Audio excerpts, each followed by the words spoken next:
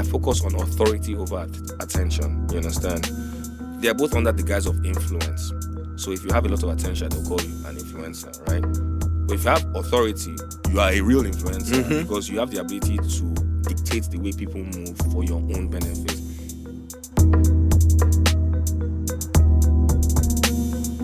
Hello guys, you're welcome to the Listening Sessions podcast, a show about the music industry, its players, and the game. My name is Obina Agu, music businessman and your host. All right guys, welcome. Thank you. Listening Sessions podcast. We have another fantastic episode. My guest on this episode of the Listening Sessions is one of the brightest young executives in the business today. In fact, I feel like it would be wrong to introduce him as a music exec before an entrepreneur, because I know a businessman who will change the world when I see one. My guest is also a successful talent manager and podcaster. Please welcome to the show the chief oilist himself, Muyiwa Awoniyi. A lot of you might know him as Donawa. Muyiwa, thank you so much for coming out here, man. Pleasure, bro. I'm really a huge fan of you and your thoughts and what you do. So it was just so important to me that we do this, you know. So first of all, how have you been, man? What have you been up to? I know so much, but yeah, bro. First of all, glory to God, man. Like I can't even believe you introduced me like that, because man knows where it's starting from. You get me? But bro, I'm good, man. Like, work doesn't stop. I mean, you already know what it takes, bro. I mean, you're doing your own thing as well on your podcast. So, to keep everything oiled, you have to keep working. You have to keep working. You understand? Awesome. So, yeah, man, we're working, bro. Still. Awesome. Happy to hear that, man. Yeah. So, let's just dive right in. So, I'm sure your phone is ringing crazy and you have too many things to do. Yeah. So Muyiwa, why the music business, you know? Why not oil business, real estate, tech, biotech, you know? Because I feel like you'll be successful in any of these other businesses anyway. Okay, so this is a very interesting question. So for me, I knew very early I didn't want to be confined. Because the moment you're confined, that means you have to basically adapt to rules and regulations of whatever industry you're in. And I knew that for me, the entertainment industry is the only industry that expands that terrain because everyone listens to music. So very early, I just knew that, look, since everybody wants to be entertained, let me just, imprint myself in this business so that whatever I want to do can come based off the network I build with this business. Because all these things you're mentioning now, I'm actually involved in, but it was through music. So yeah, wow. That's why I picked it. Wow. Yeah. So how did, I mean, of course you've done a lot of things leading up to this moment. So how did you get to this point where you are Muyiwa? How did the music hustle per se start? Okay. So like I said, I knew I never wanted to be confined. So the first thing was 9 to 5. Like at the age of 14, I kind of told my brothers, look, I'm not doing a 9 to 5. I don't know what I'm going to do, but like, I just know I'm not doing this 9 to 5 stuff. So much so that my dad tried to force me. And what I wore for the interview, I wore jeans, I wore a corporate shirt, tucked it in, wore a snapback. And I went for the interview. And as soon as I walked in, they sent me out. So like, that's how adamant I was that, I'm not doing this. But I didn't know what I wanted to do until... because of how God has blessed me, my parents thought I was going to do something medical, right? So my A-levels, I was studying everything science, so chemistry, physics, biology, further maths, all of that. And I hated everything I was doing, right? But then the internet was just a blessing because that was my escape from what I hated. So I'll be on social media just seeing what's cool and stuff. And around that time, Lil Wayne was like crazy hot, right? So the first thing I saw that piqued my interest, there's a song called Steady Mobbing, right? And he had his Twitter handle on it. Twitter was also really fresh that time. So when I saw that, I was like, yo, why don't I just make that and sell that? Because I think that's really cool.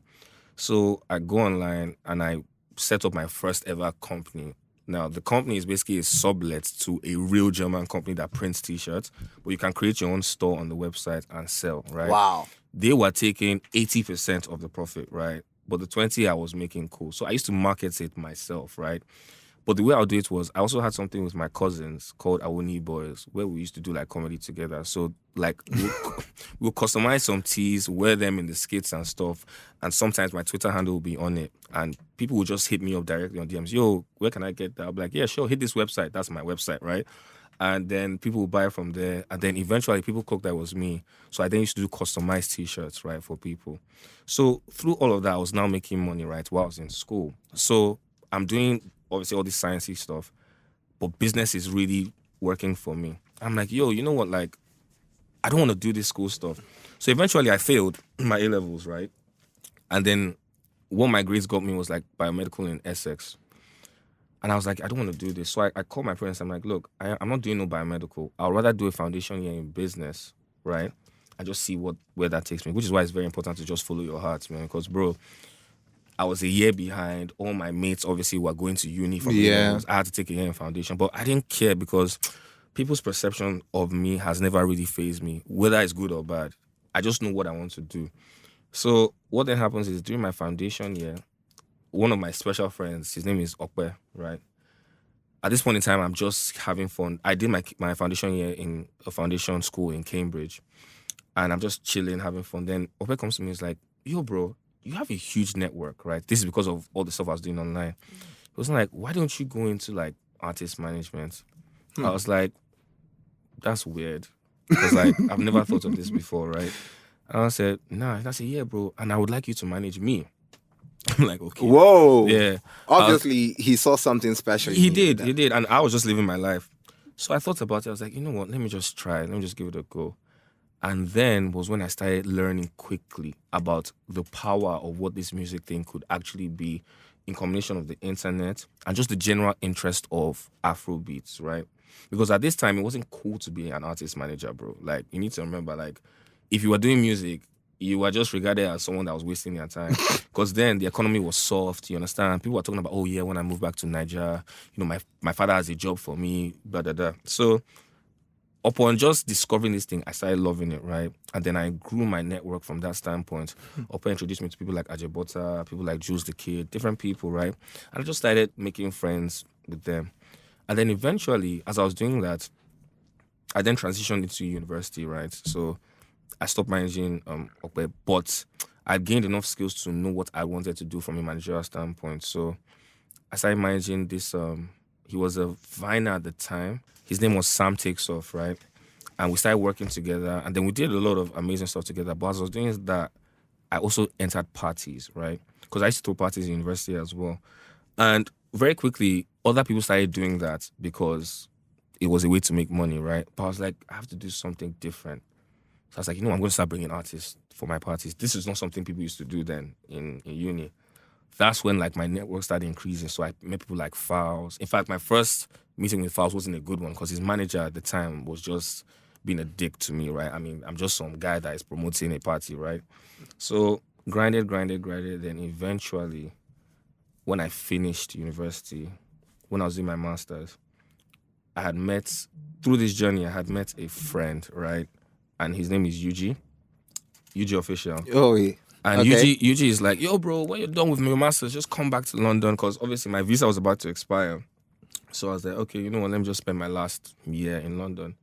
And that's when I met people like Easy. Me and Malik became closer. I knew Malik so I've skipped a lot, but I used to manage a producer called Biano, right? Okay. And Biano was LAX's producer at the time. So that's how I first got like some footing inside the Starboy camp. But Okay. like I wasn't seeing Wiz. It was just like Malik.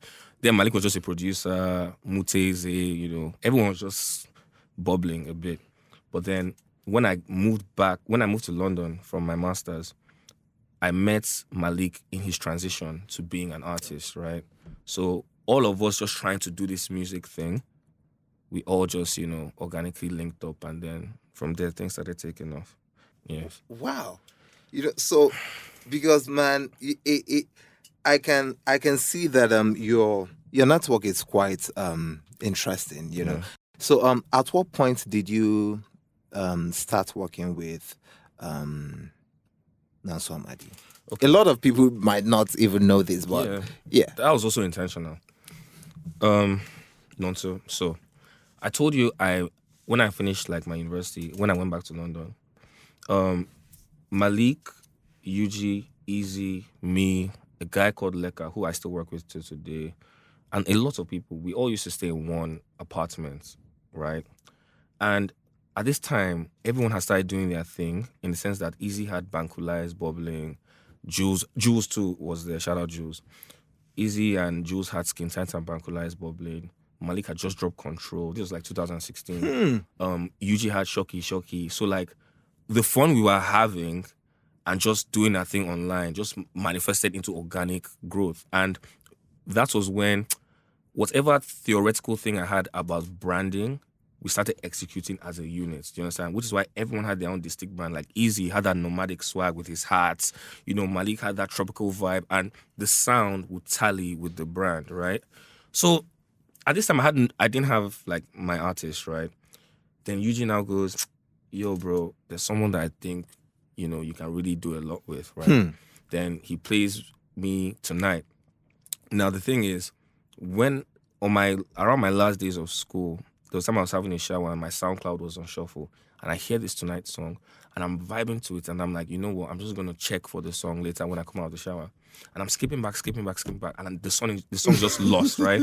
I'm like, man, forget about it. So, Yuji playing me that song. I said, dude, I've been trying to find this song. Like, who's this guy? He's like, bro, let me FaceTime him now. So Nonso is in Canada. He's based in Canada. He's still based in Canada, and I'm in London. And I'm like, dude, like, I don't know how far we're gonna go.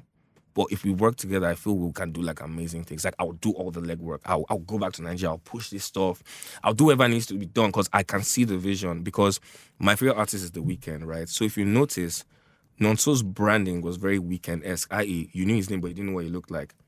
That was deliberate as well. You understand? Also, I didn't want attention to be on me so that you won't have access to me to devalue the brand. Yeah, you understand? yeah. So all these things were very intentional, and because I had good friends to facilitate things for me. Like after Tonight, I was like, Jules is going to produce your next single, Radio, because I needed some Africanism in it as well. In Canada at the time, a friend of mine, UAX, who's like a big director now. Yeah, he was based dope in Canada, right? And we grew up together, me and UA. Nice. So I was like, bro, look, just UA used to shoot for me on the low. Like I will hustle to like raise $1,500. You will just perform magic with that stuff. If you can't shoot that with that amount now, but you know, we used to hustle. So what now happens is we're doing well organically from Tonight to Radio. Then I was like, what's the next move? I was like, yo, let me just call Malik. So I called Malik, I called Jules. I was like, yo, let's do something together. That's when Early now came about, that early in the morning. So you know, I just used my network to push my artists. As I was doing that, Nonso's growth now brought me more people, like the Spotifys, the Apples, the YouTubes. I started like they would come to you when you're doing your thing, right? Because if you try and hustle backwards, anybody that feels like you want something from them is just going to shy away from you. But if you're bringing something to the table that people can foresee that, yo, this is going to bang, then they'll come to you. So I had learned a lot already just from that whole working with Malik. So working with Nonso was just, yo, this is now my thing. Because I'm not an artist. Every single person that was around was an artist, right? But I was like, I'm a manager, so let me just get my own talents and just, you know. Whoa, dope. Yeah. So from the Nonso thing, we can see how throwing yourself into the work actually opened you up to meeting more people, and all those contacts going forward have now become more useful for other people. Of course. Wow.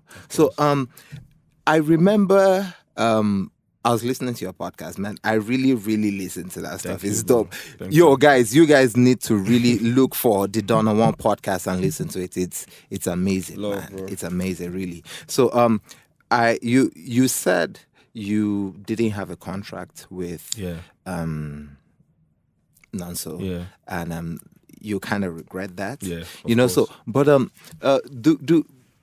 does having a contract change much, especially seeing how it's a relationship thing, and when two people are not feeling each other again, there's nothing you can do about it, you know? So, well, you know what I've learned? So my approach to things is very different now. The first thing is, remember, I met Nonso on FaceTime. So I hadn't felt his person. In fact, now I think about it, there wasn't any true friendship. Music thrust us together and we had a working relationship. But the thing about me is, at the time, I would immerse because I'm 100 or 0. Do you understand? So everything I am, I put in my business, including friendship, including loyalty, including integrity, all these things, right? But then, as you progress and people try and interfere, because bro, trust me, like, it's never smooth sailing when you're rising. Like, people don't want you, like, when they say they don't want to see you win, like, that thing is real. Like, DJ Khaled knows what he's saying. Trust me, bro. They don't actually want to see you win. So different influences could occur that could like alter someone's mind. But now my approach is I really work on the friendship aspect of things, which is why with Tems is different. Tems and I are literally like siblings. Like if you see us together, you would think we are related. Do you understand? But it's because we started off as friends first. In fact, I was out of music management because I'd been burnt so bad. I was like, yeah, I'm out. So T just needed a place to feel comfortable. And like I was like, yo, anytime you need me, like I'm here for you. And she utilized it from time to time. Then one day she asked me to be her manager, and I'm still skeptical about it, But eventually I was like, let's just run it. Because she paid me, try me, and I was like, yo. I was like, when the world hears this, we're going to be able to do shows, we're going to do da-da-da. I didn't know that it would be more than shows. It's literally be the whole world, man. And I have a partner as well that manages Tems with me. His name is Wally. He's the guy I called before. I was going to come to that. Yeah, Tex. Tex, my guy. I've known Tex since I was working with Nonso. So when T was like, yo, there's another person that I think would make sense for this team. I was like, who? She was like, yo, Wally. I'm like, sure, man. Because the thing is, when I moved back, from my experiences with Nonso, I knew I needed a co-manager. So I tried to do that with Wani. Do you know Wani? Yeah. There's an artist called Wani. Yeah, He's Wani really Wonder. Wani Wonder, Yeah. I tried to do it, and I got a girl, a friend of mine actually. Her name is Jess. I was like, yo, look, let's co-manage Wani. Like, I know what to do. Let's just do this and grow. But it didn't work out because even if God gives you the vision, you still have to wait for him to bring the pieces. Do you understand? True. And that's another thing I learned. When you just become the best version of yourself, you focus on becoming, not attaining. Do you understand? Because when you try and attain, you chase. When you become, you attract. You get? So once I started becoming the best version of myself, people would see that. And there's a reason why, like, when there's light, flies are attracting themselves to it. But that same light can literally, like, develop flowers and stuff. So it's just for you to understand what you're dealing with. And then when people show you who they are, just believe them. Do you understand? In the slightest things they do. You get? So it was easy for me to know that, okay, this girl actually cares about me. Because at the time she had nothing, but the little she had, she would, this is Tems by the way, she would try and be of use to me. And also not even try and be a burden to me. Yeah. But like, I just loved and appreciated that so much because when I moved back to Nigeria, I started hearing things about myself that wasn't true. I heard I stole from them. So I never made a penny. Do you understand? Like, we never made money. Do you understand? I was spending my money and I wasn't collecting money from his streams. Yeah. In fact, some of the shows that he would get in Canada, I'll be like, nah, take all the money. I'm still broke in Jan though, but my artist must look fly. You understand? That's my plea, like, because that would attract more. So I understood this from a long time. With T, she was like, yo, sign the contract. I'm like, no, I don't need to say, no, let's sign contract. I'm like, really? Do you understand? She said, no, let's sign. What percentage do you want? What do you? And I was like, that's so dope. Yeah, I'm like, normally artists don't even like talking about things like this. They don't, man. But her, she was like, just draft it, So we went back and forth. It wasn't back and forth, it was forth, literally. It was just one time. I was like, okay, cool, I'm fine with this. And then me, Wale, and Tems just started working, and then Try Me was just a different thing entirely. And yeah. Wow. Hell. Because I you and Wale, I really like that because I feel like we do not collaborate enough in the biggest business. Mistake. The biggest mistake.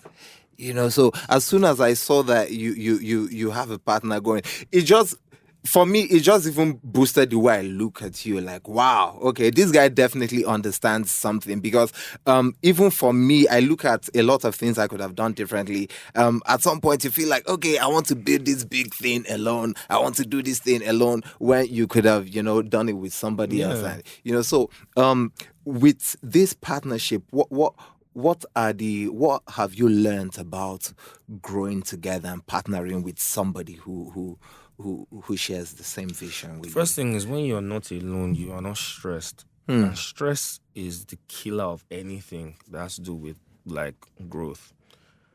When I was with Nonso, when I said I was doing everything, let me explain to you what I mean. Now me, they carry the song, they go radio station. Now me, they carry the video, go TV station. Now me, they pay for the video as well. Now me, they call Apple, Spotify, YouTube, and all their cousins. I'll call them. Now me, go they think, okay, what next are we gonna do from a branding and marketing standpoint? You understand?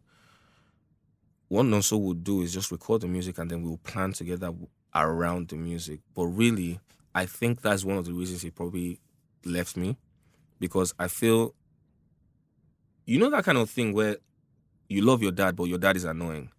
That was what I felt the dynamic was, because we had an experience in December where like he had some performance issues, right?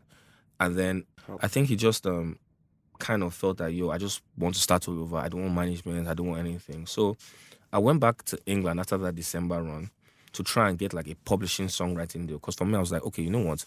You're not ready for any artist type deal yet, but your pen game is strong. I'm going to focus on your strength and work and wait on a deal. So a friend of mine, his name is Tiny Temper.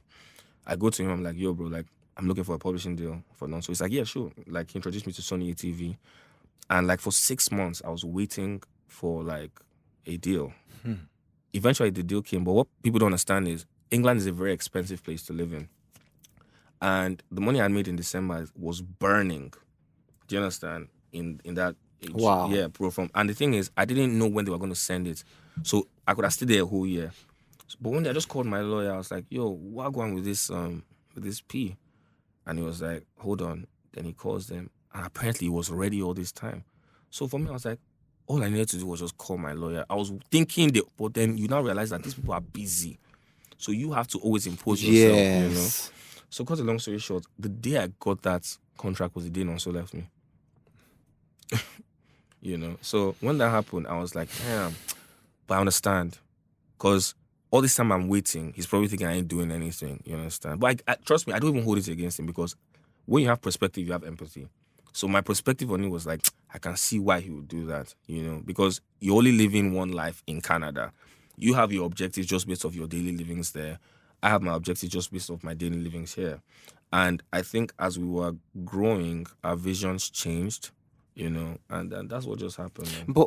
But really, do you think he could have really consolidated on his initial wins from Canada? Elaborate. Like, maybe he should have stayed back. Maybe he should have just come out here and just... Nonso loves Canada. I don't know why. Even when I was working, I was talking about he has to stay there for a while and he can't move because of a passport. I basically had to make him understand why it was important for him to come back to Nigeria that December and do a headline show. By the way, during that headline show, I was alone as well. I only had my personal assistant at the time, shout out Lika. And finding sponsorship was hell on earth because I'd come late. I didn't know that if you wanted to start asking for sponsorship for a December show, you start in June.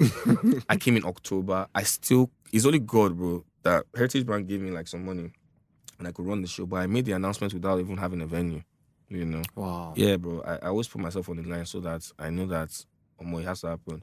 So even when I announced that, yo, I'm releasing a new podcast, man, I was in LA not even knowing how that was going to happen as well. But as long as I've made this announcement, it must happen. I just feel it's just pressure on yourself. So yeah, bro, it was very, very, that time for me was very dark. But the thing is, that's actually when my spiritual life now grew. Yeah. Wow. So, Tems, you've told us how the whole how the working relationship started and all of that. So, try me. Yeah. What was the process like leading up to this Try Me song that you heard when nobody knew it to now this song is the song of the moment? Yeah. Everybody. What was the... So prior to that, like I told you, I was out of the like music management stuff. So Tems never used to talk to me about music too much. I loved her music. Obviously, I heard Mr. Rebel and Luku Luku. I liked her just as a person, right? Because anytime we used to chill, it was always good vibes. But then when she asked about the music management and then I said yes, she then plays me Try Me, yeah. And when she plays me this song, I'm just like, yo, this song is mad. Then she comes again later, she's like, yo, you know I shot the video for this song. I'm like, what? So she plays me the video. There and then, I carry her drive to MTV base, yeah.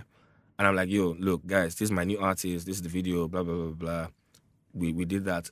Drove to Sound City, did the same thing. I just drove everywhere, right, and did that. Then one of my friends, Larry, right, he had this thing that Jameson had in terms of like what they were going to do with artists. And that's how the video was actually shot through my friend Larry. Jameson came, said they would sponsor the video and put marketing dollars behind the video on YouTube. Whoa. So I was like, okay, you know what? And that's what I was telling him. I was like, look, with this online marketing that Jameson are about to plug in, right? And this thing being on TV and radio, we will be able to generate like a fan base to perform with locally.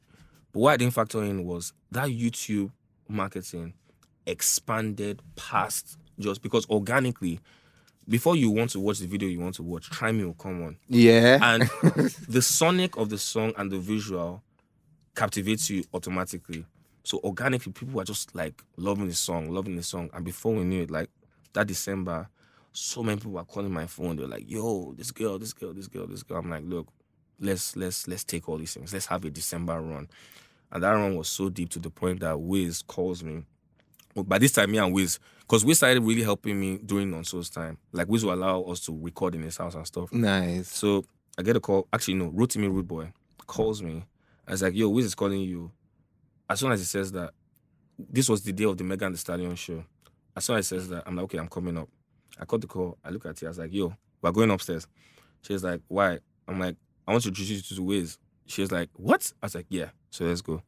As soon as I go, I see Wiz. He hugs me. He now looks at me and says, so you don't do him again, Abi? Because Wiz, see, a lot of people don't know that man. Like, people know Wizkid, but Wiz as a man, that's a man. Like, there's some stories I have about how he's pulled up for guys. Like, I'm talking about police have stopped me. I have nobody to call. We call Wiz. 3 cars come with cash, bail us out of the situation. Whoa. That's Wiz. Do you understand?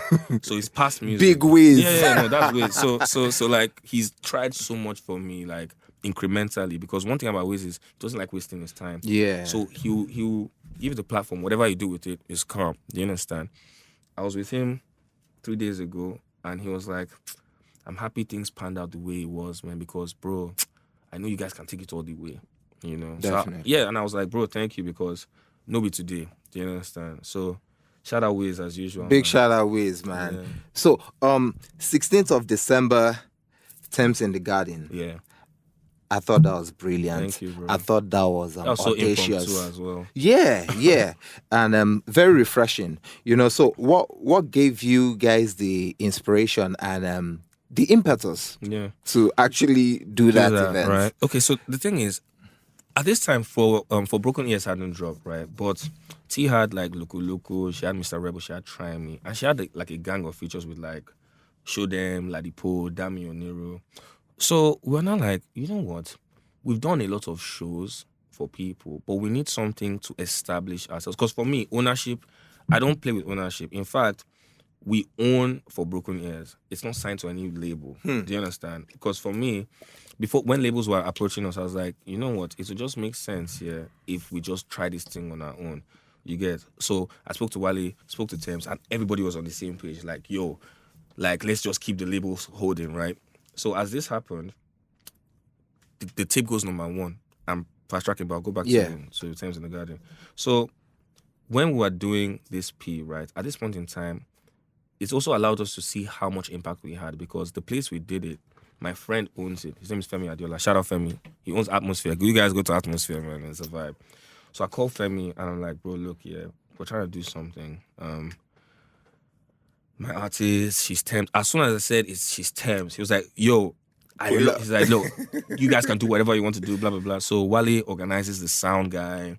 Wow. Yeah, like one of our guys, like he organizes that, and then the band, everyone pulls up, and then we do it, right? Now, when we even started the show, bro, like, you know, Nigerians, late coming, so we're just like, man, we told T, just stay where you are. Bro, before we knew it, we were just packed. We're like, yo, off one hit record and just a few songs that people know. So, okay, let's just record this as content. We recorded it, you know, and the rest is history, bro, honestly.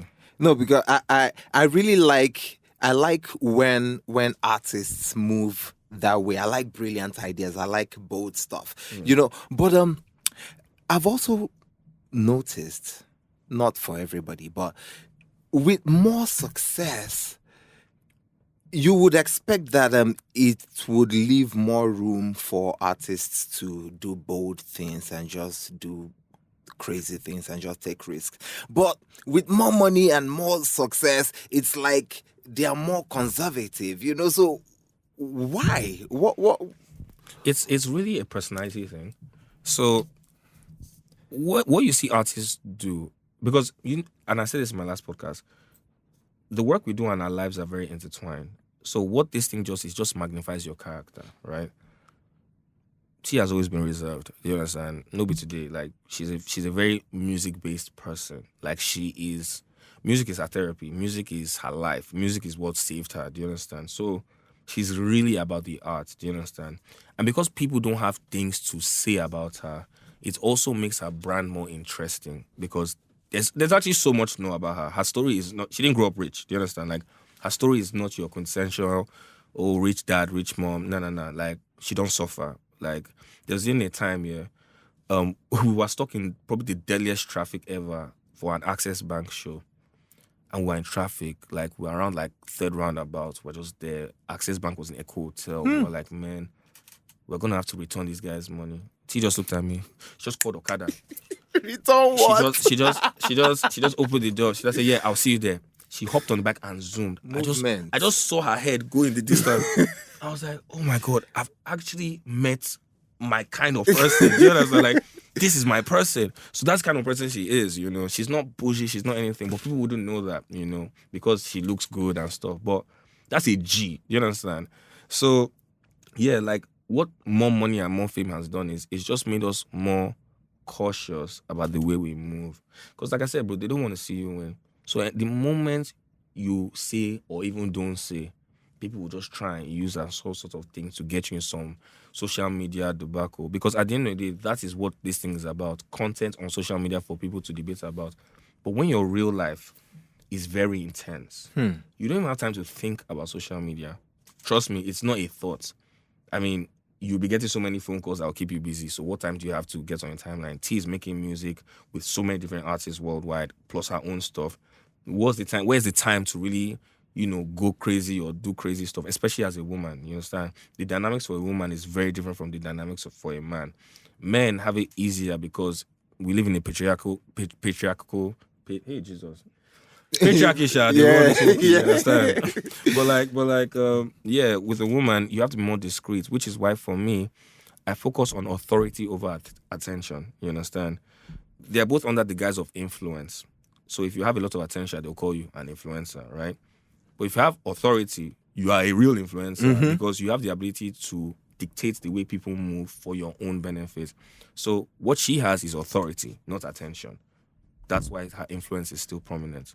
Because that's the real one. Attention, once it's gone, it's gone. Yeah, I'm really excited for the amazing things you guys are going to do, man. Because Tems in the Garden really made me know, man, these people, you should totally look out for them, man. Thanks, bro. So and you mentioned international, so let's go there. Yeah, man. You guys spent a lot of time in LA recently. Yeah. Are we expecting a big deal? Bro, you see now, honestly, I don't like talking. Like, you know why? Because you jinx stuff when you speak about it before it's but, bro, like, LA was a movie, man. Like, bro, like I told you offline, like, Tems was a celebrity to celebrities. Wow. Like, I mean, the video of Adele singing Try Me went viral, right? But the moment Adele saw Tems... Oh, shit. She stood up, yeah. There's so much I can't say. But the summary is, like, she just spazzed out. There's another big artist that she introduced. Like, there's an artist, right? He is really huge, right? Yeah. And Adele was like, did he tell you that it was me that put you on the music? I'm like, Adele is putting artists on to Tems' music. Yo! That's mad. So we met a lot of people, like Damson Idris. All these things are viral now, so I can talk about them. Damson Idris, Daniel Kaluuya, Dave. Dave has become a very close friend of mine just based off meeting in LA. Yeah, bro. A lot of people. I don't want to start talking too much, but a lot of artists. In fact, I can say almost every artist knows her and wants to work with her. Her DMs are a mess. You understand? Yo, So it's crazy. that's crazy, man. It's crazy. Trust me, it's crazy. But like with all of that, it's just amazing how grounded she is. I'll never forget the day we released Try Me, and then Stormzy comments like this is literally like our first like major hits, right? And then Tems just calls me, yeah. And Tems has a very monotone voice. Do you understand? She's always on the same, like, so she goes, yo, I'm like, yo, what's up? She's like, and she's eating. So Stormzy just commented on my video. I said, Stormzy? He's like, yeah. I'm like, wait, what? You're not excited? He said, no, I'm excited. Can't you tell? I'm like, okay. I'm like, okay, I understand who you are. And this is why you have it. You're not gassed for Jack. Like, she's not gassed, bro. Trust me. Like, Tems is not gassed. You can't gas Tems up. You can't. I've tried. Do you understand? You can't. She's very... This life now, so you see her, man. Anything that comes is a blessing, and if it doesn't come, it's not for me. Her confidence is out there. You don't even need to meet her. You just know that she's confident. She has it. She knows herself. Yeah. So, and I'm listening to your podcast. I can tell that a lot of conversations too from you to her and all of that. So, how important are those things? Like Conversations with her? Yes, and like I had someone on the show some time ago, and I was talking to her about finances with her artist, and I understand how these things can be. Yes, you want them to build something, but at the end of the day, it's not your money. So, but how do you still put your thoughts out there and just still let everybody know, hey, we need to do the right things with this money? Yeah, I mean, that's why structure. So, I have a saying: love would take you to your destination. Structure would keep your destination from missing you by. So, the thing is, we have a registered company in the UK with an accountant. Do you understand? And a lawyer. So, when it comes to finances, Tems is not even someone that's extravagant. The first car she bought, yeah, bro, I was like, why are you doing this? Like, buy something more expensive. She's like, no, I want it to be the case whereby when I come out, they see it's me and I'm in this car. I'm just like, what? I'm like, yeah, I'm not really, and true to her word. It's just now she's now saying, okay, you know what? Let me now buy something really nice, But what she did, though, the first thing she did was she moved her mom into a house, all of that. So, with the accountants, and the thing is, the way we make money is very different from your normal artist because we understand how to use intellectual property as a team. So Wally and I, we have meetings with like different corporates and license our music. Do you understand? Licensing abroad is different from licensing in Nigeria. In Nigeria, if you want to license your song, they'll tell you, I don't even know, maybe 500K or something. If Apple wants to license your songs, that's $20,000. You understand? And that's off like 30 seconds of your song.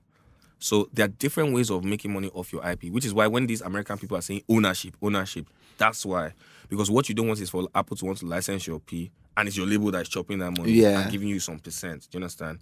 So I thank God that we did that for Broken Years independently because most of the money we've made is through virtual shows that people don't even know about, like virtual festivals and IP leverage, you get. So all the money just goes into the company account. What T has done for herself is she's allocated herself a monthly salary. And me, I just take my percentage, like when the bulk comes, I just take it and like I just chill. Nice. Man, you guys are really onto something. So as any adult knows, life always has its ups and downs. And sometimes one event can be an up and a down at the same time. So with the benefit of hindsight, how would you define the Uganda experience? And, Crazy, man. I don't think I've experienced anything like that in my life because, first of all, it's my first time in East Africa. Uganda is a different African country. It's just, bro, those people are amazing people, first of all. Like, Ugandans are, bro, they love to have fun. Like, they love to have fun. But you see, the government, just like any African nation, bro, they are just... I mean, the president of that country has been there for donkey years, you understand? So, it's just a very different dynamic for them, but they are okay with it in a sense because they are used to it, but they are still aware of it, you understand? So the prison system, by default of all I've just said, it is very, it's deep. It's deep. It's deep. Like, so what people don't know is the first night we stayed in jail, but then we got transported to prison. Damn. Prison was 3 hours away from Kampala. Do you understand? So I was handcuffed to Omale. Now, the thing about handcuffs people don't know is when you move, it gets tighter. And what was on my wrist was some rusty, dusty, sharp, this thing. So blood circulation had cut off from my arm. Damn. And man, Omar was just like, bro, please stop moving. Stop moving. I said, guy, what do you want me to do? Like, this bus is, first of all, we were in some van, no seatbelts. And so there were other prisoners with us. They were coughing and stuff. It was just not the vibe. And we didn't know where we were going. 1 hour passes, 2 hour passes, 3 hour passes. And by the way, we're just seeing forests. We're just seeing forest. Before we get to the prison, the river is so huge and we were across a bridge and we could literally see like a waterfall. Then as the car was moving, the waterfall, then you see the prison. Prison is different from jail, bro. As soon as you come down, you can't stand. Standing is a privilege in prison. You squat. So we squatted and walked while squatting, handcuffed. They took our clothes. Bro, it was not the vibe. But cut a long story short, listen to Mali's album because he gives you the full story there. But yeah, man, like, it was just very interesting because even when we were in a cell, it really taught me about perspective and how human beings, man, everyone deserves a second chance because, bro, the people that were really nice to us, bro, they were murderers. There was one guy that was there for 60 years. He had killed one political aide or something like that. I was like, man, what is this? Some rapists were there.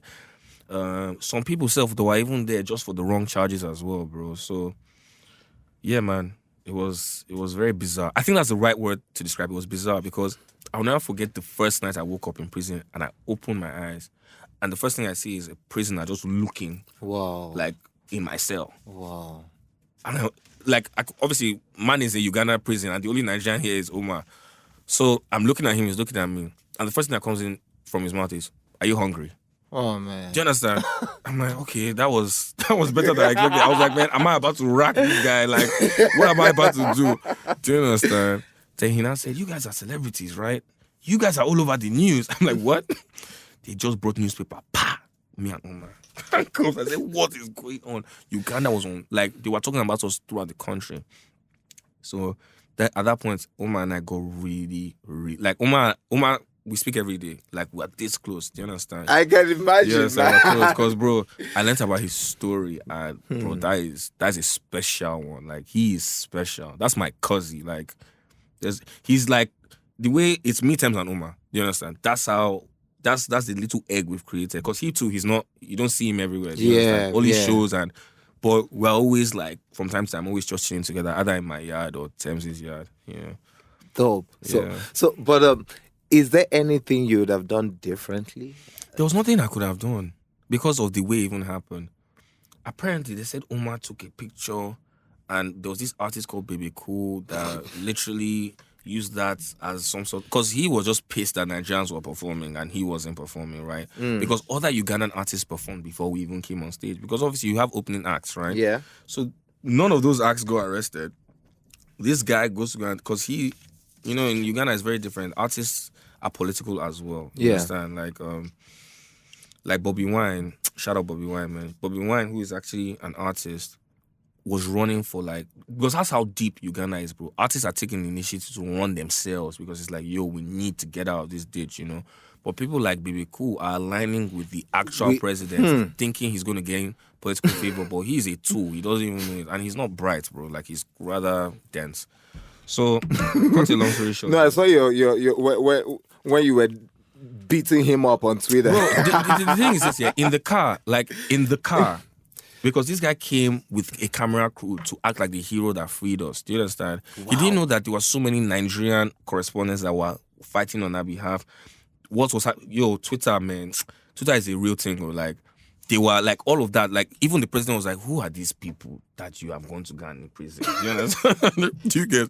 So, cut a long story short, in the whip, when we were driving back to Kampala, Omar could see that I was ready to deck him.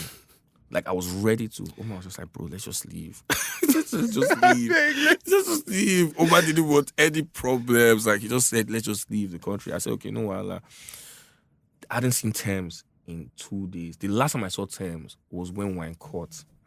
Wow. And she was basically just like, if you're handcuffing him, you must handcuff me too. I'm not eating. I'm not doing da. Because that's Tems. Like, if anything is wrong with me, Tems is not happy. Do you understand? Like, as soon as she saw that, like, she didn't speak throughout. But as soon as she saw that, she lost it, That's why I ride for her too, you get. So, cut a long story short, bro, like, that whole experience was just very bizarre because for the first time, there's one thing to be stripped of your power. Yeah. There's another thing to be stripped of your humanity.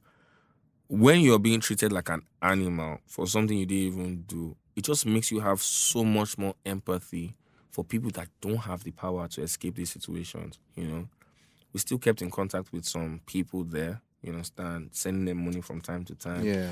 T will speak for her own experience, but even when she was there, like, she gave them like a free show. She was taking care of some of their babies. Oh, man. She's the best, bro. Like, but she'll speak for herself, like I said. But yeah, bro, like, it was just it just made me understand life a bit more, because you are your experiences at the end of the day. So that will always be with me forever. Mm-hmm. So, it's, when you look at it, it's not a very positive event. Yeah. But are there gains? Do you think it helped to push the music a little? 1,000%. What, bro? Do you know what's so crazy? The next day, as in when we landed in Nigeria. Oh, first of all, yeah, shout out like the Nigerian High Commission. Like, bro, they're like my guys now. But, like, they really try for me, man. Nice. They really try for me. Good to know. Yeah, and yeah, some ministers here as well. I just can't remember their names, but I really have gratitude for what they did for me. But when we came back here, bro, literally the next day, Chris Brown shouts Tems out. Wow. Literally the next day. I don't even think he heard about the situation. But that Uganda P being filled with Chris Brown's shout out, the next day we now made Obama's playlist as well. I was like, you know what? Everything is actually working for the best, So I was like, okay, you know what? Let's just see where this leads. So obviously everything went up. My followers went up. Her followers went up. Omar's followers went up. Everybody's thing just went up. Streaming went up. Everything went up. And then, yeah, bro, it just added fuel to a fire, really. And now people just want to hear from their perspective. So the album is going to choke, bro. Man, I can't wait. I can't wait. So, guys, I know I've talked about Muyiwa's podcast so much, and it's really good. I'm going to reference it again. Thank you, bro. So, Muyiwa, for you said on the episode with Paul, you said Nigeria is traffic central. Yeah. Meaning you might not make so much money out here, but you'll be able to gain the noise and the movement that is going to push you to that global level. I really connected with that, and that was why Burna Boy's comment some time ago on Twitter rubbed me the wrong way. What did he say? He said, I don't make money from Nigeria, not only cruise they here. So I'm like, even the noise, even the shout, the support, it's currency, So could you explain further what you mean by Nigeria being traffic central? Okay, so I've known this for a while. It didn't actually just start today. Digital currency through human equity, right? When people subscribe to your brand, they will talk about whatever you do, which is why I think traditional PR is a bit dead, you understand? Because everyone has social media, everyone is watching everybody, so what is PR? What happened in Uganda, that's PR. You understand what I'm saying? It's not going to This Day or Guardian to talk. I'm not downplaying these guys, but even they have to innovate as well, you understand? So there's a reason why ASOS, the ASOS handle, would tweet in Pidgin. It's not because they love you. It's because they understand the traffic they will get. Because Nigeria say, ASOS is saying how una dey. ASOS, what? Do you understand? If these people understand that, then it's important for us to understand it. Which is why when I see us use that traffic for stupid things like Davido versus Wizkid, I'm just like, you guys don't get it. This world is too big for you guys to be pitting like two artists against each other, because the amount of money that can be made just from the traffic you make online, it's not a joke. Like, anybody can tap into that, no matter what you do, whether it's comedy, whether it's artistry, whether it's, because just do stuff amongst your people and let that just trickle down, because America is watching us. It's now the other way around. They're actually watching us. They're like, yo, even when I was in LA, we had we had like a studio session, yeah. And one A&R goes, hey yo man, do you know Rayma? You know Rayma? I'm like, yeah. It's like, yo, you know Tommy Thomas? I'm like, yeah, you know. He's like, yo, man, these guys are sick. I'm like, these guys are talking about my guys. Do you understand? like, do you understand? But they were interested to let me know that they are tapped in. Yeah. And that's only going to go bigger. Exactly, because the noise we make online is not a joke. When Burner says cruise, yeah, I understand what he's saying, because, bro, trust me, as an artist, they cruise you. Like, that is all you see. Because people's comments are based off their perspective of how they are living. So Burna will probably see something like Davido versus Wizkid versus Burna. Do you understand? And that's what he's going to see constantly, more than his wins. So that chip on his shoulder he has is probably to be like, Unanur supports me. But the truth is, that traffic that they make adds to you. You just don't need to take it personal, because you have to now see it from their perspective as well. What do they really know other than what they see you do? And if you don't do anything or give them anything to talk about, they're just going to talk about all of us as a collective, you know? It happens with Tems and Tiwa too. Like, they'll be yarning about Tems is the new queen. Bro, like, Tiwa and Tems talk. Do you understand? Like, what are you talking about? But, you understand, perspective is important, you understand? So, yeah, bro, that's what Traffic Central is. It's literally traffic. It's mad, but it adds, you understand? Yeah, because, I mean, I know, yes, you have those people who are saying, who are you? But at the same time, there are also those people who are saying, yo, you are the best. And that's what you need to focus on. Focus on the good. Life is like a coin, literally. It's about focus. I think the best way to describe this thing is, and I think skiers understand this the most, like people that ski. You know, when you ski, in order to not hit a tree, you if you say, don't hit the tree, don't hit the tree, don't hit the tree, you will hit the tree, because that's the focus. If you say, follow the path, that's what you follow, the path, because the mind can't comprehend negativity, which is why you don't even reflect on your traumas. I don't think about that prison experience a lot. Do you understand? The mind can't comprehend it. It's aware of it, but to comprehend it, i.e. to focus on it, you understand? What tends to happen is, if you place focus on something and your perspective about it is bad, then it becomes bad to you. So that's it. Awesome. So, Muyiwa, you have your podcast, you have your management company. I believe you have a production company, as well. Loreto House, right? No. That was a Loreto House was something I had with a friend of mine when I was out of management. Okay. Shout out Zamani. Like, we were more focused on the corporate stuff. Okay. So we were shooting content for GT Bank. Nice. Banks mostly, Nice. But like, once I came back into music, we just dissolved that, and then that's that. But I do have like my production agency. It's called BSB Agency. Nice. And I just use it to facilitate. That's why I even used to shoot my own stuff. Great. Okay, so I take this to mean that managers should be looking to diversify as quickly as possible 1,000%. and build things for themselves. Well, going to like, I'm working on a JV right now in Ghana with some people for real estate. Do you understand what I'm saying? Like, the crypto space for me is also a space I'm really interested in, and I'm talking to some people about some deals from that standpoint. So for me, it's like, whatever comes to you that is of your interest, like, dig deeper a bit, it keeps you busy, so you don't focus on noise that doesn't benefit you. And then you actually grow. And then eventually people will catch up to your passions, Like I said, when I started this management thing, like, first of all, there was no label interest. There was no integrity in what we were doing, because everybody was focused on their 9 to 5p. Well, I think everybody has caught up now, just based off what the internet has, exposed us to from a global standpoint. Everybody's trying to be international now.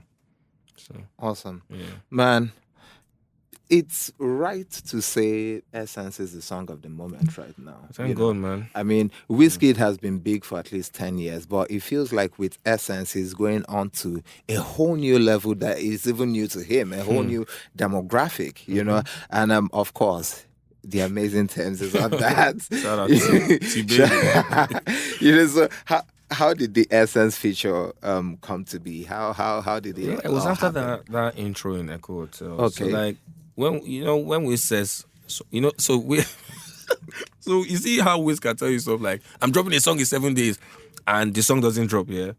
Funny enough with me, that's never the case. If Wiz says something like, yo, I got you guys, I will do this, he does it. So the first thing he did was, he brought us out on his show. He said he would do that. Yeah. He did that. The second thing was, and the thing is, what I found very interesting was he would reach out. Do you understand? Wow. So he would be like, yo, what are you guys doing? He would message to you, he'd be like, what are you guys doing? Yo, pull up, let's record. And that day, but it was very amazing because it was a very he made the space feel comfortable for her.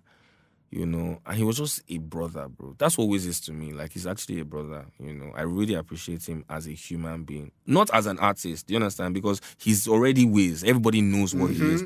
But just being privileged to see the man, like, the family man, you understand? The businessman. Bro, that guy is a businessman. Wiz, bro. So he's very strategic. And because of that, that record just came about. They worked on so many melodies for that record, but when T started, like, that initial melody of Essence, I called her to the side because she was like, man, I don't like it. I just called her. I said, look at the room. Look at what everybody's doing. I said, look, because T can do 100 takes, right? But I was like, everyone's reaction is positive. Just trust that it's going to be fine. She's like, okay, man, let me just continue. She continued. Wiz loved it. Mute chopped the record. And then, bro, it was literally a wrap. Like, before we knew it, I was in London. Wiz calls me. And we're mixing and mastering the record. And as we're hearing it, he calls P2G as well to add additional, keys. Shout out Legendary Beats. And then, bro, before we knew it, the song was full, And I kept on saying this thing. I was like, bro, this song feels like when I listen to it, it feels like I'm in a ballroom. Do you understand? It's like ballroom dancing. It's very mature. I knew it would be a grower because that's what classics become. There's a difference between a hit record and a classic record. A classic record takes you to a point in time in your life. A record like that Celine Dion's My Heart Will Go On, it's not your quintessential hit record. It's not what labels will try and push and champion. But because of the time and the way it makes you feel, the Titanic was doing well, so much was going on. Bro, it's a moment in time that solidifies things. So that's what a classic is. Classics are songs that solidify time. Do you understand? It's like a timestamp that during this time, this was the song of the moment that. And I think the pandemic really helped with that as well, just how Wiz's album rollout was and how people could just digest the music properly. Awesome. Exciting, because recently everybody has been vibing to that thing, Appreciate it, man. Rihanna, Kevin Hart, all them, bro. Yeah, your client is global. Man. Thank you, bro. Thank you. It shock you sometimes. You know what's so funny? I think I'm humbled by it, but it kind of become my life now. Like, legit, it has become my life now in the sense that all these people you've called, you understand, them day at any point to reach out to anything. So I'm just humbled by it, bro, because, bro, you could, I still think of Try Me Times. You couldn't have seen this coming. But, bro, deep down, I felt it would. Deep down, I felt it would. So now it's happening. I'm just grateful to God, bro. Like I said, when I was out of music management, I really, grew my spirituality. I read this book called The Power of Now that changed my perspective about how to live your life, bro. Just staying present so you can always see your ram in the bush. But you have to go through that bush. Trust me. But yeah, man, I'm grateful. Awesome. So longevity, long-term success, staying power, both for life and in the music business. Yeah. What are your thoughts on how to achieve this? Longevity? Yes. The first thing is, as cliche as it sounds, yeah, it's just being true to yourself, bro. Because like I said, I don't know how to chase. Do you understand? Yeah. All I believe rather is if you focus on being the best version of yourself, opportunities will come to you. Do you understand? And obviously, when you know yourself, you now know what is for you, and what you don't want. So the longevity aspect of it is not compromising that, because the moment you do, that is when something can now seep into the gate to compromise what you're doing. Do you understand? So Yeah. knowing, my most powerful word is no.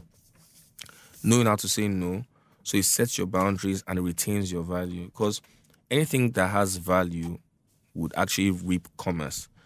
When things lose value, then you have a problem. And the way you retain your value is by being your unique self, because there's only one you. People think you need to do a lot to achieve a lot. Now, just come here to take what is yours. If what is yours is the whole world, so be it. But what is yours will always be sufficient for who you are, because God can give you more than what you can handle. Do you understand? So I would always say just being like genuinely true to who you are. When I say genuine, I mean you're good and you're bad. Do you understand? Like you're good and you're bad. So Nice. and aim to grow. Awesome. What is an unpopular opinion you have about the music business and life that you want to share with us? Unpopular. Let me think. Let's think about this one, because I really don't have a lot of opinions. This is a tricky question because I can't really think of anything. But if I was just to ramble right now, I'll probably say that because you can sing, you must enter the industry. Bro, sing in church. Do you understand? Like, you don't have to be in this game, because this game is not a joke. There was a time I heard Fela say, music is a spirit. If you play with it, it will kill you. I didn't understand what he was saying. But bro, in this game, it can kill you. Literally. And when I'm talking about death, I'm talking about like final. Like, you lose yourself. Because bro, if you think about people that are falling off, it's nobody that did it to them other than themselves. But maybe you are not meant to do this in the first place. You understand what I'm saying? So that's that. Because we're here for a long time, right? So if your P is cut short, were you meant to really be doing this? You know? So yeah. Wow. We're almost at the end of this. So before we wrap up this episode, there are two quotes of yours I'd like you to throw some light on for the benefit of our listeners. The first one is, brand collaboration leads to elevation. Yeah. What does that mean? Obviously, everyone knows what a brand is, right? A brand is basically the ability to prove you are something two different ways, right? It's what reinforces belief, because what makes something a brand is a belief system. It's what makes a country a country. It's what makes a religion a religion. It's what makes an artist an artist. Belief. So when you have the ability to collaborate with people that have a similar type of brand, meaning similar types of ways that people can believe in what you do, you're only going to rise. Do you understand? Because someone like Wiz moves very similarly to the way we move. Do you understand? In comparison to everybody that's at the top, right? It's similar. It's not the same, but it's similar. And that is believable. Do you understand? It makes sense that a Tems and Wiz would work together. Do you understand? I think the most important thing is the brand collaboration aspect needs to be true to brand. Do you understand? That's the most important thing. Like, if it's not true to brand, you cast. Do you understand? The easiest way for me to say this is, there was a comedian I used to manage called Sam Takes Off, right? And people loved his comedy. The moment he decided to start doing music, it shifted. But if he stayed in comedy and just collaborated with someone that made sense for him to collaborate with, everything would have increased. You understand? That's why, like, I'm a strong advocate for partnerships, bro. Because the bag is big enough. Like, the bag is big enough for everybody to be okay, you know? It's only greed that can mess things up. Awesome. So at what point should an artist or their manager be looking to start engaging brands for the sake of collaboration? You know, what are the boxes that need to be ticked before one gets to knocking on doors? I don't believe in knocking on doors, bro. I believe in building your value to attract. Okay. Do you understand? Like, bro, like everything we have, it came to us. Do you understand? Because when you make something that is not in your control a target, it declines your work ethic. When you focus on things that you can control, you can work every day practically to attain these goals. So, okay, you want to shoot a music video. I don't need a brand to do that. I just need to find a way to get that done. Do you understand? When you start thinking about things like ambassadorships, which personally I don't even think makes sense today, because just partner with them. if I don't have a purpose for the big money you want to give me, why do I need it? So that you'll be calling me when I'm in London that you want for me to perform at one show. Doesn't make sense. You understand what I'm saying? Because that money even loses value due to inflation. Do you understand? If a brand today calls me and says, yo, I have 100 million for you, right? Let's say that 100 million is like, let me not say 100 million. Let me say something I can easily remember. Let's say they have 40 million for you, right? That 40 million 4 months ago was 85K. Today it's 80K. Do you understand? Why am I now going to attach myself for a year and some bits for that money that will lose value every month? Do you understand what I'm saying? So I don't even believe in chasing brands, bro, because at the end of the day, they need you more than you need them because you are a walking billboard. Do you understand? You are a walking billboard, bro. They are only fixed in one country and they want their P to be seen globally. Nah, I'll partner with you. So if I have something I want to do, then I'll go to a brand. But by that time, you would have come to me first. You understand? Wow. Yeah. But I find that it's going to take more knowledge and even discipline to operate this way, because a lot of artists and their handlers like the easy way. Just come and take this money and stand and take photos, as opposed to the Diddy Ciroc deal where we're like, look, I'm going to work, I'm going to put in effort, and every time we sell this thing, I make something. Equity. So if you're not even talking to me from that standpoint, we don't have a conversation. Like equity. That's why I talk about ownership. If a brand in Nigeria isn't telling me that for each bottle that they make as we advertise, we get this percentage, you're not talking real business. You're talking about, I'm basically like a charity case. You know, you're giving me money and then I'll plaster something on my Instagram for how long? And then you'll be calling me to do what? It doesn't make sense to me. You understand? What I want is residual income at every point when I see a Hennessy bottle getting sold. That's incentive for me to market your stuff. Do you understand? Not you've given me cash. What's cash, bro? Cash is dying by the day. Fiat currency, specifically. But yeah, that's what I have to say about that, bro. When it comes to all these like brand ambassadorships and stuff, like it's cool for the people that it's cool for. But for me and my people, brother, it has to be more. It has to be more, because what are we talking about? We're talking about longevity. We're talking about sustainability. After the deal is over, if we don't make you happy, what's next? Exactly. But you'll be shocked some people don't even care. Just give us money. Bro, I've been broke for a long time. Like, that's another thing people don't know. I've been broke for a long time. But what has really sustained me is good relationships, which is why I said if you focus on being your best self, like a good person, bro, people want to help you just for... Bro, I slept on a couch in London for donkey years. Do you understand what I'm saying? As I was managing on, so people didn't know this. Do you understand? But it's just understanding delaying instant gratification. I don't need the car for me to feel that I'm successful. I know the work I'm doing. Every day, the result is looking at me in the face. Social media has got people so messed up, bro, in the sense that they feel that if I don't show it, I don't have it. Bro, if I have it, I have it. If you need to see it, it's on a need-to-know basis. Do you understand?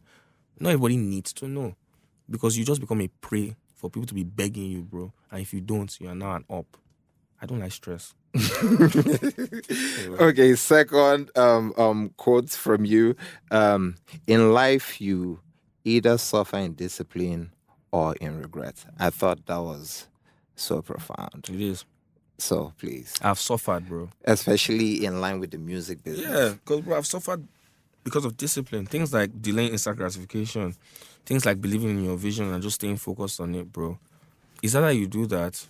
Or you wake up one morning and you're like, damn, time has passed me by and I could have done this, done that. Bro, that's the worst type of suffering. That's why I say, look, what is worse than failure is regret. Have you seen regrets before? Like, have you seen someone that regrets the way they lived? I have, personally. And it's not good, bro. They are bitter.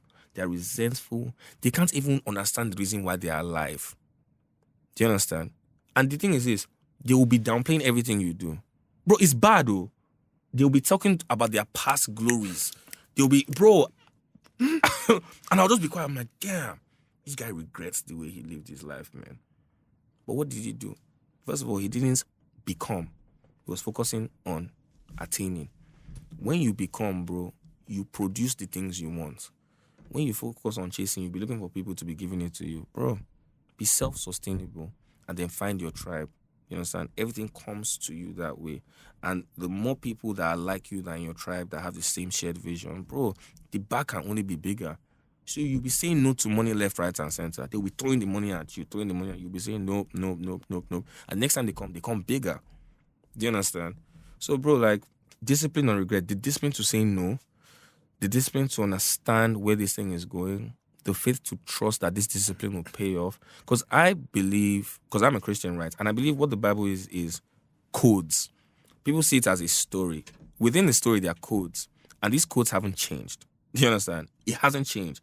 If you apply these codes to your life, you would see you would literally reap the fruit. Do you understand? Of whatever you're trying to do based off these codes. Because as far as I'm concerned, I didn't create myself, right?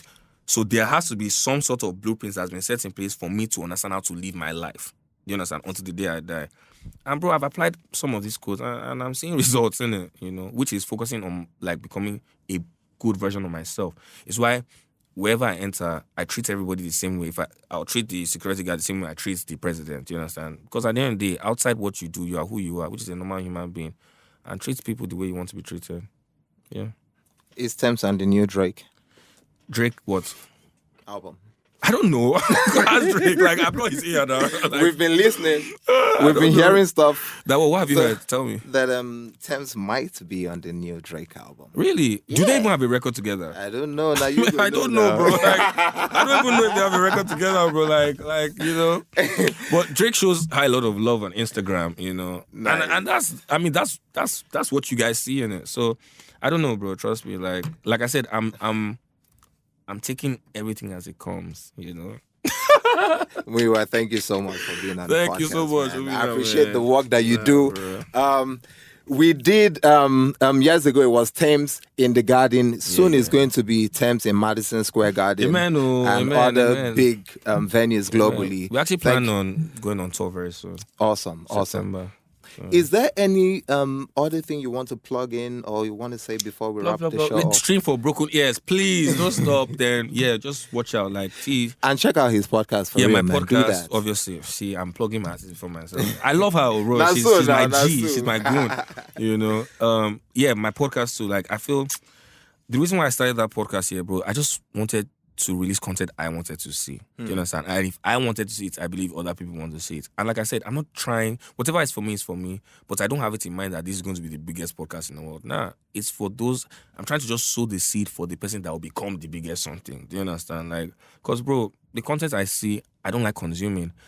It's why, like, I just tweet and leave. I don't even read my timeline, bro. When I read my timeline, I see Big Brother. I'm not saying it's bad, but it's not for me. Do you understand what I'm saying? I like reading. I like listening to knowledgeable people. I like watching documentaries because it's how I learn. I should just say I love learning.